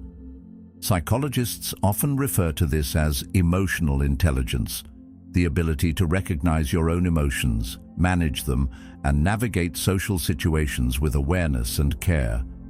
When someone uses the phrase, no offense, what they're really doing is signaling a lack of that awareness. They know there's a sting in their words, but they're unwilling to take ownership for it. So they preface it with a shield, hoping to be immune from reaction. But language doesn't work like that. People don't forget the sting just because you said they shouldn't feel it. Think about the last time someone used that phrase on you. No offense, but... And then came the judgment. Did you feel respected, or did you feel dismissed? That's the impact. And intention isn't enough. You might intend to be helpful, but if the result is harm, then your delivery needs work. That's not weakness, that's maturity. The Stoics talked a lot about temperance, one of the 4 core virtues. It's the ability to practice self-restraint, not in a way that suppresses truth, but in a way that gives it precision. A sword in a skilled hand is effective. In a clumsy hand, it's dangerous. Words are no different. And strong people, wise people, understand this. They don't just speak, they consider. They weigh their words before releasing them. They ask, is this necessary? Is this helpful? Is this the right time? Not because they're afraid of conflict, but because they respect the value of communication. Let's be clear. Speaking with kindness doesn't mean you never offer criticism. It means you offer it in a way that can be received. There's nothing brave about dropping a verbal grenade and walking away. That's not strength. That's cowardice dressed in bluntness. True accountability means you own your tone. You stay present for the reaction. You listen. You adjust. You build, not break. The people who make the biggest impact in this world aren't the ones who bulldoze their opinions through conversations. They're the ones who earn trust with how they speak. They choose words that land with weight, not just volume. They leave people feeling seen, not judged. That's what earns influence. That's what creates lasting relationships. Personal, professional, everything in between. So here's a challenge. The next time you feel the urge to say, no offense, stop. Ask yourself why you feel the need to say that. Are you about to be unnecessarily harsh? Are you bracing for conflict you're about to create? If so, reframe. Replace it with clarity. Say what you mean, but say it in a way that builds bridges, not walls. And if you're on the receiving end of a no offense moment, remember what the Stoics taught. You can't control what others say. You can only control your reaction. Don't internalize careless words. Don't take ownership of someone else's lack of self-awareness. Instead, stay grounded, respond with poise, and decide if the feedback is useful or just noise. Marcus Aurelius said, "The best revenge is not to be like your enemy." If someone throws careless words your way, rise above. Don't meet disrespect with more disrespect.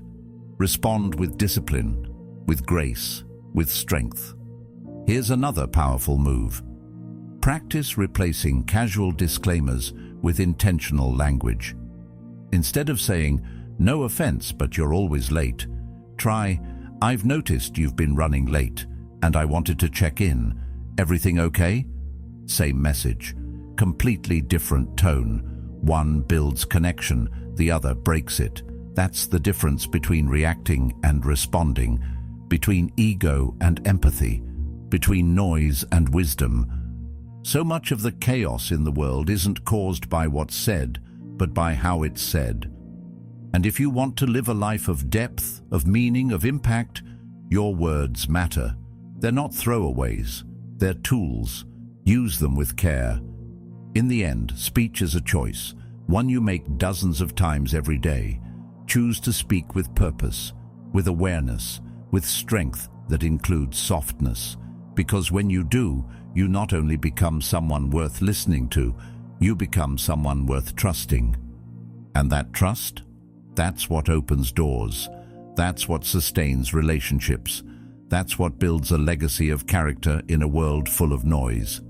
So speak clearly, speak kindly, speak like someone who isn't afraid of being heard or held accountable. That's what intelligent people do. That's what wise people do. And that's what strong, disciplined minds have done since the days of the Stoics. 13. It's always been done this way. There's a certain comfort in doing things the way they've always been done, a quiet ease in following the same steps, using the same tools, walking the same mental path that's already been carved out for you. It feels familiar, safe, efficient even, and over time, that routine becomes something more than just a method. It becomes a belief, an unspoken rule, a habit dressed up as wisdom. And when someone dares to ask why, the answer is simple, almost sacred, because this is how it's always been done. But here's the truth. That phrase, that mindset, isn't rooted in clarity. It's rooted in fear, fear of change, fear of the unknown, fear of being wrong.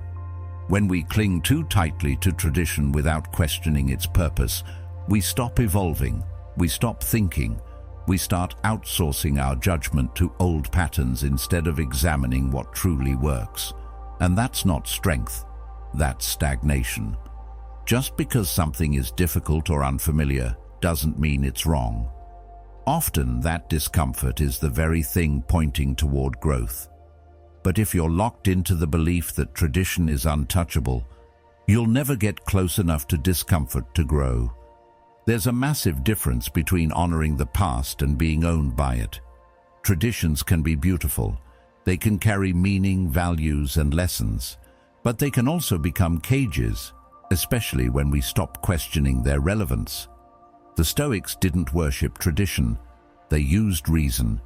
They filtered their actions through one key question. Is this aligned with virtue? Not, is this what's always been done? But is this right?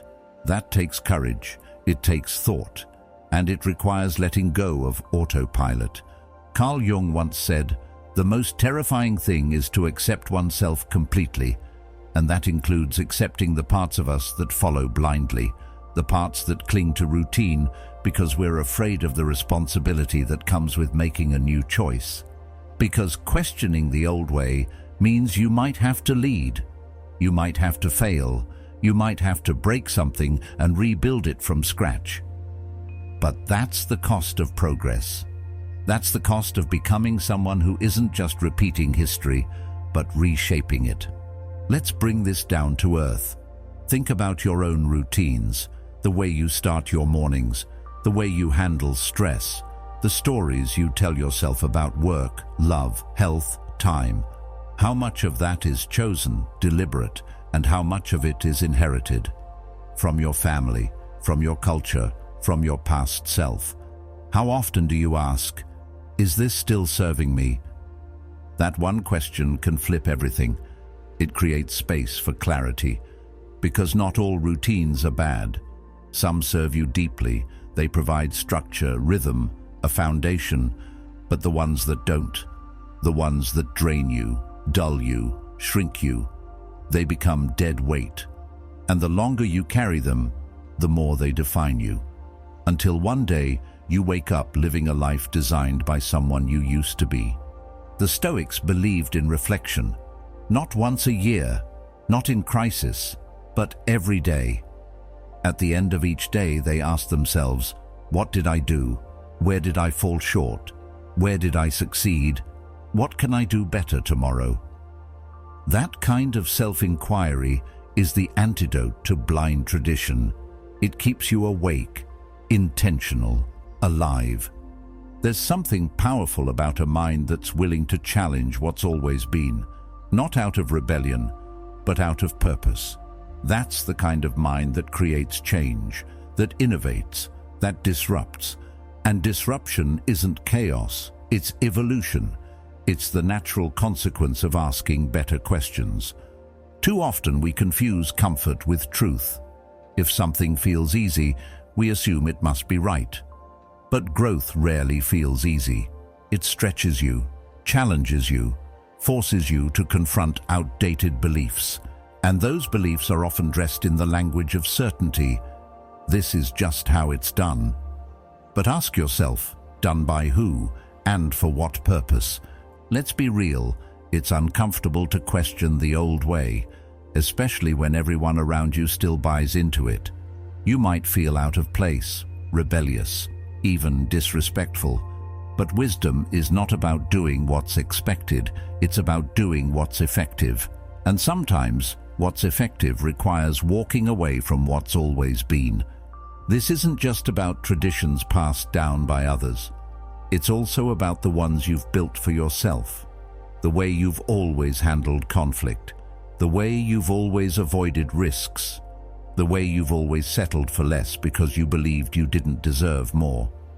Those patterns may feel familiar, but familiarity isn't the same as truth, and you owe it to yourself to ask, does this way still fit the life I want to live?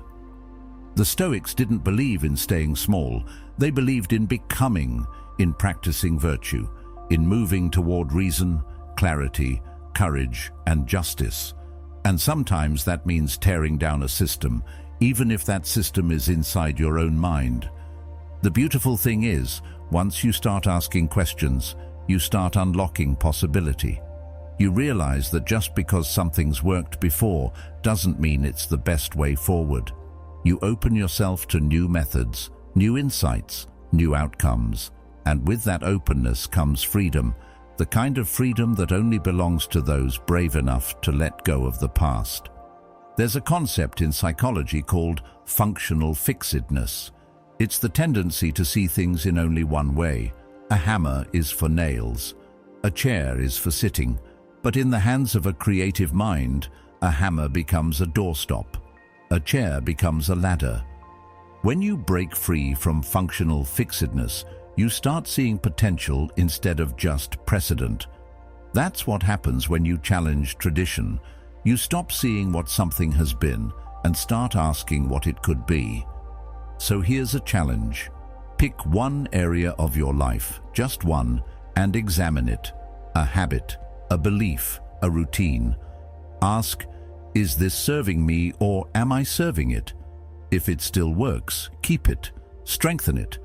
But if it's outlived its purpose, be willing to let it go, replace it with something better. That's not disrespect, it's growth. In the end, the phrase, "It's always been done this way," is a fork in the road. It invites you to either follow blindly or think bravely, to repeat history or reshape it. And if you want to build a life defined by wisdom, courage, and clarity, then you need to be willing to walk away from what no longer works, even if it once did. Tradition isn't sacred. Truth is, and truth is discovered, not inherited. It's questioned, tested, refined. So live like someone who's willing to challenge what's always been, not for the sake of rebellion, but for the sake of becoming someone who doesn't just exist inside the world, but helps evolve it. 14. I don't care. There's something about the phrase, "I don't care," that makes it feel like a power move, like it places you above the noise, untouchable, unbothered, as if not caring means you've reached some level of control that the rest of the world hasn't figured out. But most of the time, that's not the truth. Most of the time, I don't care isn't strength, it's armor. It's a wall we throw up to protect ourselves from the weight of caring too much. Because caring can be painful, vulnerable, risky. And so we hide behind indifference and call it calm. But Stoic philosophy, which is so often misunderstood as emotionless detachment, never taught that the goal is to not care. In fact, the opposite is true. The Stoics taught that emotional mastery comes from understanding your feelings, not ignoring them. From choosing your response, not pretending you have none. Marcus Aurelius didn't write about crushing his emotions.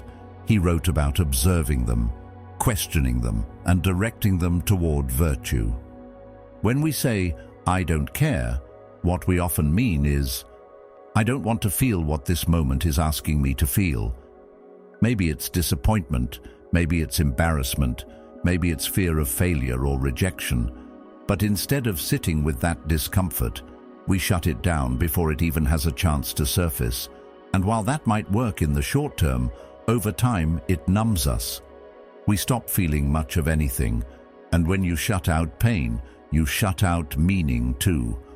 Carl Jung once said, "People will do anything, no matter how absurd, to avoid facing their own soul." And that's exactly what happens with this kind of avoidance. When we pretend not to care, we're avoiding a part of ourselves. We're afraid that if we admit we care about the outcome, about the relationship, about how we're perceived, it'll make us weak. But true weakness isn't in caring, it's in being so afraid of feeling that we stop engaging with life. The irony is, the people who say, "I don't care" the most, are often the ones who care the deepest. They just haven't found a healthy way to express it. They've been burned, disappointed, or ignored. So they learn to protect themselves by pretending they feel nothing. But that's not mastery. That's survival mode. And no one thrives in survival mode. You can't build a meaningful life by staying emotionally checked out. Stoicism teaches us to feel fully, but not to be ruled by feelings. That's a key distinction. Emotions aren't the enemy. They're signals, indicators, feedback. If you feel hurt, it means something matters. If you feel fear, it means something is at stake. And if you feel love, it means you're connected to something greater than yourself. None of that should be shut down or shrugged off. It should be understood. Epictetus wrote, "It's not events that disturb people, it's their judgments about them." That includes emotional judgments. When you feel something and label it as weak or wrong, you turn a natural human experience into something shameful. But when you feel something and get curious about it, why is this affecting me so much? What value is being threatened here? You start to build emotional strength, not by suppressing, but by confronting. Let's take a real example. Imagine you worked hard on something, a project, a pitch, a performance, and it gets ignored. No recognition, no praise, just silence. And someone asks, "Are you upset?" You shrug and say, "I don't care." But deep down, maybe you do. Maybe you were hoping someone would notice. Maybe that silence feels like a rejection, but you don't want to deal with that pain, so you shut it down with indifference. Now, instead of processing your disappointment, you carry it like a hidden weight. And the next time you're in a similar situation, you show up already half disengaged, already guarding your heart. And that honesty doesn't make you fragile. It makes you real. It makes your relationships deeper, your work more connected, your life more meaningful. Because when you care, you invest, you commit, you rise. You're willing to take risks, to speak up, to fall down and try again. That's not weakness. That's strength in its purest form. The Stoics believed in eudaimonia, a life of flourishing, meaning, and virtue. That kind of life doesn't come from detachment. It comes from courageous engagement, from stepping into life with your whole self, even when it hurts, even when it's uncomfortable, especially then. So the next time you catch yourself saying, "I don't care," pause. Really pause. Ask yourself, is that true? Or are you avoiding something? Are you afraid that caring too much will leave you exposed? And if so, what's the cost of pretending not to care? There's a power that comes with acknowledging what matters to you. It creates direction. It aligns your energy. It makes you dangerous in the best way, because you're no longer hiding behind apathy. You're moving with purpose. Here's something to try. Think of one area in your life where you've been telling yourself, "I don't care." Maybe it's your health, a relationship, a dream you once had. Ask yourself, if I did care, what would I do differently? That question alone can open a door back to the part of you that still hopes, still longs, still wants to fight for something. And no, caring doesn't mean you let your emotions run the show. It means you let them inform your choices, not hijack them. It means you know how to hold what you feel without drowning in it. That's the kind of inner discipline the Stoics talked about. That's the kind of maturity that builds lives with depth. So don't buy into the illusion that detachment is power. Don't numb your way through discomfort. Don't pretend you're above feeling. That's not strength. That's just another mask. And the longer you wear it, the harder it becomes to recognize who you really are underneath. Real strength is saying, "This matters to me," even when no one else sees it, even when the outcome is uncertain, even when it hurts, because that's where meaning lives, that's where character is built, and that's where you'll find the kind of life that's not just efficient, but alive. In the end, "I don't care" might sound like a strategy, but it's often a signal that something inside you is aching for attention. Listen to that. Don't run from it. Don't minimize it. Let it guide you back to what matters, because what you care about is where your power lives, and that power doesn't need to shout, it just needs to be honest. 15. I can't help it. There's a phrase that slips out of people's mouths far too easily, often without thinking, often in frustration, and almost always in resignation. I can't help it. And on the surface it sounds harmless, honest even, like an admission of being human, of having limits. But when you look closer, that sentence does something dangerous. It hands over your power. It says, "This is just how I am. I'm not responsible. I'm not in control." And the more you repeat it, the more you believe it. Not just as a passing comment, but as a story about who you are. The truth is, you can help it. You just haven't learned how yet. You haven't been taught. You haven't practiced. Or maybe deep down, you've convinced yourself that trying would be pointless, that change is out of reach. But that mindset, that quiet surrender, is exactly what the Stoics warned us against. No matter how chaotic life gets, you still have agency. You still have choice. And when you say, "I can't help it," you're choosing to forget that. You're telling yourself that your instincts, your impulses, your emotions are your masters, but they're not. They're just signals. You get to decide what you do with them. We let the unconscious parts of ourselves, our old patterns, our fears, our unchecked emotions, run the show. Then we act surprised by the outcome. But self-awareness, paired with responsibility, breaks that cycle. It puts the steering wheel back in your hands. Let's make this personal. Think about the last time you snapped at someone, procrastinated on something important, or backed out of a challenge because of fear. What did you tell yourself afterward? Was it, "I'm just not good under pressure," or "That's just how I am"? These are softer versions of "I can't help it." They all point to the same conclusion: helplessness. And helplessness kills growth. The Stoics didn't deny that we have natural tendencies. Some people are more anxious, some more impulsive, some more reactive, but they never believed that those tendencies were final. They believed in training the mind, in observing your habits, challenging them, and replacing them with better ones. In fact, the entire Stoic discipline is built around one central idea: self-mastery. Seneca wrote, "Most powerful is he who has himself in his own power." That's not just a motivational quote, it's a blueprint.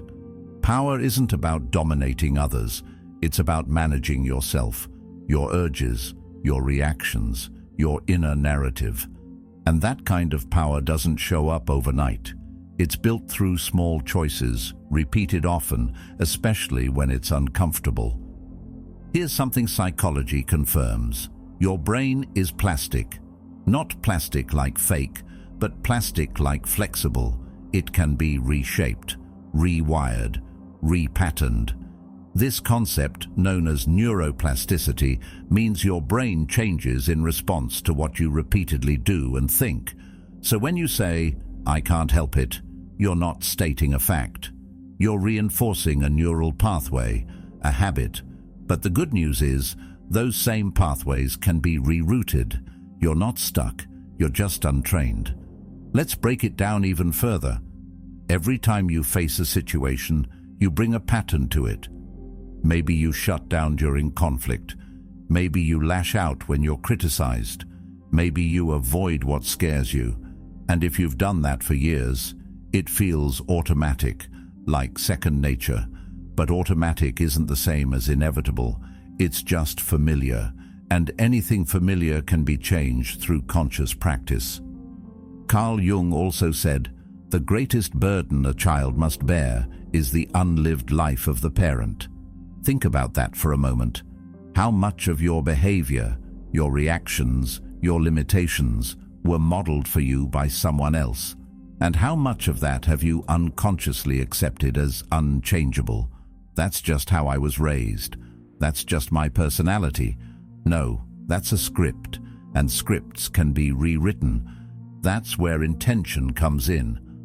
When you catch yourself saying, "I can't help it," pause. Replace it with, "I'm working on it." That shift alone is powerful.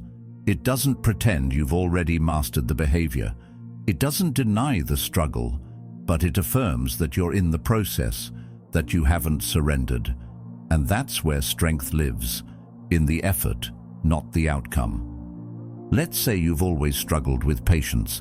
Someone cuts you off in traffic and you're instantly furious. Instead of saying, "I can't help it, I just have a short fuse," what if you said, "That reaction comes easily to me, but I'm learning to slow it down"? Now you've opened a door, a space between the trigger and your response, and in that space, growth. It's worth saying, this doesn't mean everything is easy to change. Some behaviors are deeply rooted in trauma, conditioning, or neurodivergence. But even in those cases, improvement is possible. Maybe not immediate, maybe not perfect, but real. And it always starts by rejecting the idea that you're helpless. There's a kind of quiet power in admitting, "I haven't figured this out yet." It's humble, it's honest, but it also points forward. Because the moment you say, "I'm working on it," you reclaim the narrative. You remind yourself that effort matters, that progress is real, that control is something you build, not something you're born with. And that mindset, it bleeds into everything. Your work, your relationships, your health. The more you train yourself to respond instead of react, the more you move through life with clarity. You stop being driven by default. You start being driven by design. So here's a challenge. Pick one behavior, just one, that you've been explaining away with, "I can't help it." Maybe it's how you speak when you're angry. Maybe it's how you avoid conflict. Maybe it's how you procrastinate when things get hard. And instead of repeating the old story, start with a new one. "I'm aware of this. I'm working on this. And I'm stronger than I used to be." Because you are stronger than you were, smarter than you think, and far more capable than you give yourself credit for. The Stoics didn't promise perfection. They practiced daily improvement. And that's all you need to do. One better decision, one adjusted reaction, one small step toward mastery. And if you fall back into the old pattern, that's okay. Growth isn't linear, but don't say, "I can't help it." Say, "That wasn't who I want to be. Let me try again." That's how you build a mind that's not ruled by habit, but guided by virtue. In the end, helplessness is a lie we tell ourselves to avoid discomfort. But the truth is, you are not your past. You are not your patterns. You are what you practice. And with every moment, every choice, every breath, you have the chance to practice something better, stronger, wiser. You are not defined by your first reaction. You are defined by what you choose to do next. Growth isn't loud. It's a quiet decision made again and again to be better, wiser, calmer. If something today sparked a change in you, keep that fire alive. Watch the next video on your screen, because your journey doesn't end here. Thank you for being part of Stoic Journal. Keep showing up. Keep becoming.